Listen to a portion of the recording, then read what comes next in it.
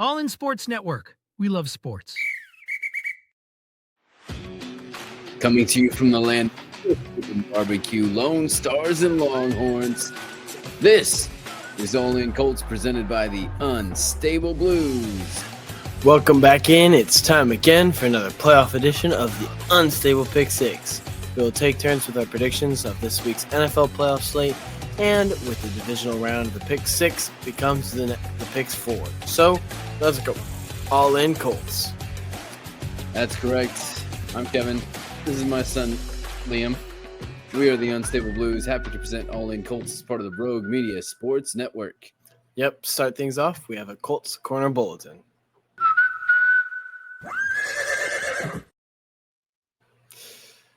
Wink Martindale, the blitz-heavy defensive coordinator for national champion Michigan, previously with the Giants, is the newest candidate for the Colts defensive coordinator job opening. Martindale interviewed for the Colts head coach job back in the 2023 offseason. Obviously, He did not get it, though. There you go. He is most notable for the linebacker coach and defensive coordinator job he did with the Ravens from 2012 to 2021, including a 93-67 overall record, number one in yards per game allowed, and second in points per game allowed in 2018. Third in points per game during the 14-2 2019 season, and a Super Bowl 47 championship in 2013. Yes, yeah, very accomplished man. Well, as we get to these, we want you to be a part of these picks, so comment your picks before the first game Saturday, and if you get them all right, we'll shout you out on next week's picks too. So you have an even better shot at it this week with only 4 games to pick. Yes, but as always, we need, before we make our picks this week, we need to look at last week's picks. We both had the Chargers, and my team lost. Yes. We both had the Ravens, and the Ravens won. Yep. So at least one Harbaugh won. Yes. And then we both had the Bills winning, and that happened. By a lot. Yep. Then we both had the Eagles winning, and that happened as well. Congratulations to your team. Then I had the Bucks, and I had the Commanders. I finally got a differentiating game in my favor. Yes, it's been a while, but I needed it. And early on in the game, you were like, why did I pick that? And then all of a sudden, right at the end, boink. Doinking in. Yeah. And then we both had the Vikings, and the Vikings did not beat the Rams. It was bad. Yeah, it was bad. Yep. So that means I am 75-39 on the season, and I am 74-40, only a game back now. So only a game back, 7 more games to go, but we will also throw in those end of the year awards as well. So there are more chances here. Yes. I also lost my team I was following for the playoffs in the Chargers, so I will be turning to my next choice and sticking with the livestock theme of the Colts with the Buffalo Bills. You can see I'm sporting the colors, so I like it.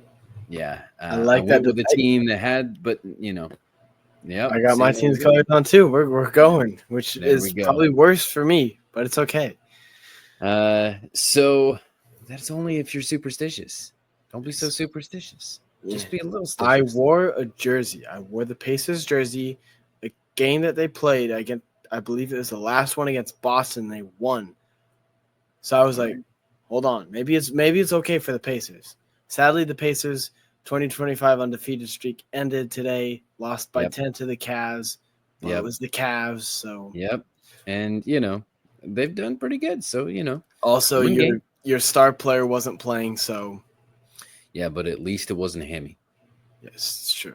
TJ McConnell played really well, though. That is what I've heard. So, yes, you're still losing by one game, so I will allow you to pick if you want to pick first. If you want me to set it up and you pick first. You say it first. Okay. Sounds good. It's what you wanted last week too. And it worked out.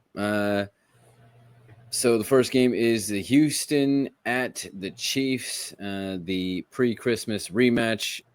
Questionable calls in the first game, going, of course, the Chiefs' way. Aziz is back, but no Dell for Houston. Pacheco is back for the Chiefs. There you go. Yep. Why am I thinking about this? It's gonna be the Chiefs. Like, it's in Kansas City. They had a bye week. It's gonna be the Chiefs. The Chiefs, I hope, will lose, but I don't think it's gonna be this round. This is a tough one for me. Like, honestly, like, can they I both just dislike lose? both these teams. Yeah, I dislike both these teams. Can we Can we have just the Ravens and Bills just advance to make that the AFC Championship? Let's just make that the AFC Championship. Just forget, like, this. Honestly, I feel like this is the loser bracket anyway. You know, like that's kind of how it feels. This feels like I referred to the 2006 AFC Championship game last episode. This feels like that game because, like, it was the Patriots and it was the Colts, and whoever won that game was going to go play the Bears, and it was like the AFC Championship game was really the Super Bowl. Like, this feels like the loser bracket. Obviously, it's tough to say that because it's defending championships. They're going for a three-peat, but just the way they've been playing and the way they've been squeaking out games. I saw something that the four teams that still have not scored over 30 points this season are the Patriots, the Raiders, the Titans, I believe, and that's not true. There's some other team that is not good, and the Chiefs. Like, all had double-digit losses except for the Chiefs. So it's very suspicious. I will also say Aziz may not be back. He was did not practice to a knee injury first day of the practice report. So it wouldn't surprise me at all if the league found some way to keep him out of the game just to protect their golden boy. And even if they didn't, they're going to protect him, and the Chiefs are going to get it done. Yeah. Next game is the Commanders in Detroit playing against the Lions, the clutch Commanders versus the Detroit Domination. There we go. Yes. So I get to go first on this one. You do. Honestly, like, this is a tough one because the Commanders have been eking everything out. Like, this is going to be such a fun game to watch, I believe. The Lions have been, like, undefeated on the road, but a little questionable in some spots at home. But they needed a week of rest, and they earned that week of rest, and David Montgomery is coming back, and Terrion Arnold is coming back. So I think the Lions got this one. Yeah, I think the Lions are healthy now, other than Aiden Hutchinson. But they're healthy. They're ready to go. Sonic and Knuckles are back. That is scary for any team but the Lions. The Lions will get this win. All right. Then the next one is this one. The Ravens at the Bills in Buffalo. I think this game, I don't know for sure, but I believe the spread is 3. It's the MVP matchup. It is. And you asked me yesterday if I believe that that whoever wins this game will win the MVP. I believe that upwards of a third of the voters have not made up their mind and will simply make up their mind based on the winner of this game. I shouldn't say the winner, but the performance in this game. That makes sense. Yeah. Does that make sense? Like, if the Ravens win it on the back of Derrick Henry, then and Josh Allen takes over the game in general, then does that make sense? Yeah. Whichever quarterback performs better may. I think if the Bills win, Allen gets MVP. if Allen throws for 150, runs for 50, but the Bills still win, I think Allen gets it.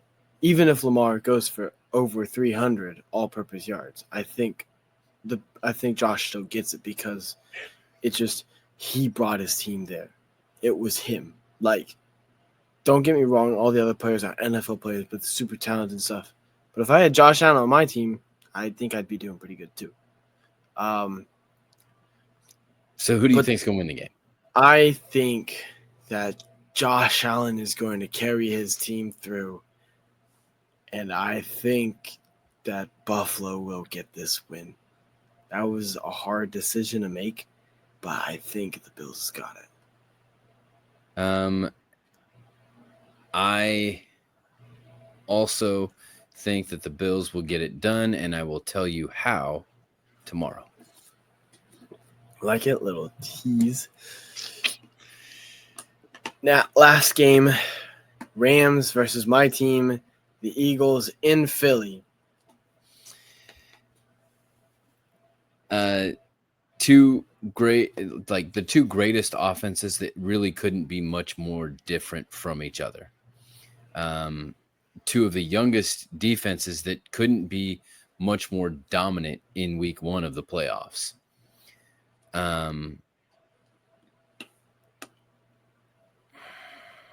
This comes down to finesse versus toughness, and what gets it done in the playoffs is toughness. Who has the better offensive line? It's the Eagles. And even though the Rams did what they did against the defensive line of the Vikings, or against the offensive line of the Vikings, it's still the Eagles. And yeah, the Rams, I believe, are just too young.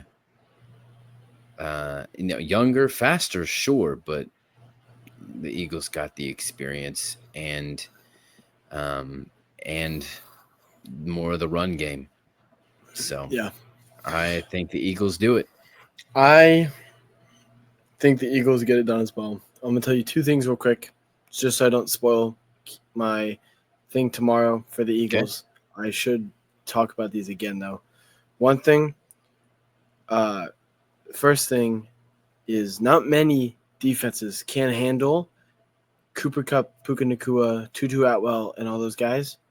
I think maybe the only defense that can is that Eagles defense with that stacked secondary that they have. And young guys. And young guys. It's young on young. And the guy who is playing, in my opinion, the best football as of right now, because of how smart he's playing football, Saquon Barkley. Like, a lot of people are like, oh, why didn't you take the touchdown? That's smart football. Sliding, that's one. Sportsmanship, which gets you far in sports, a lot further than people think. Even in a hitting contact game such as football, people respect you more. And whether they want to believe it or not, it messes with your mentality whenever you were sportsmanship.